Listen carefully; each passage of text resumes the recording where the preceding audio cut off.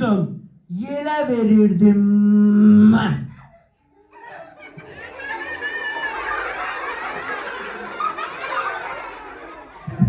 Neyi yelə verirdin?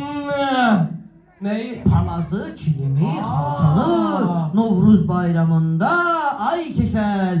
Evdəki bütün əşyalar təmizlənməlidir. Çünki bahar təzə gəlir. Ev tərtəmiz olmalıdır ay keçəl. Düz deyir uşaqlar.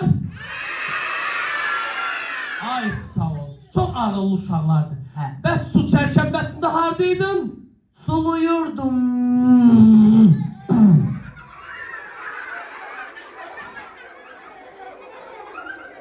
Neyi suluyurdun?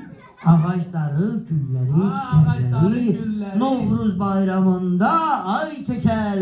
Təbiət oyanır deyə ağaçlara, güllərə bol su vermək lazımdır ay keçəl. Düz deyir uşaqlar.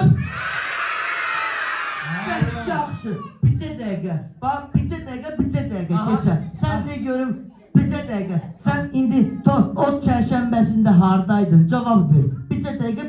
Yaxşı, Kosa, mən sənə deyim. Hardaydın? Uşaqlar, ot çərşənbəsində bilirsiniz də tonqal qalıyırlar, düzdür? Ay, sağ ol uşaqlar. Mən də tonqal qaladım uşaqlar.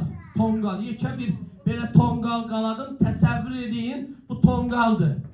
İstədim üstündən hoppanam, deyəm ki, ağırlığım, xəstəliyim odda qalsın. Elə deyirlər də, bir çək. Dünya görmüş adamsan, sən bilərsən.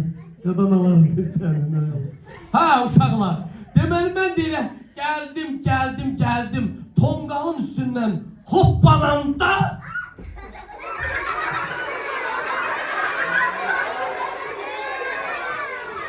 uşaqlar, düşdüm tonqalın içine.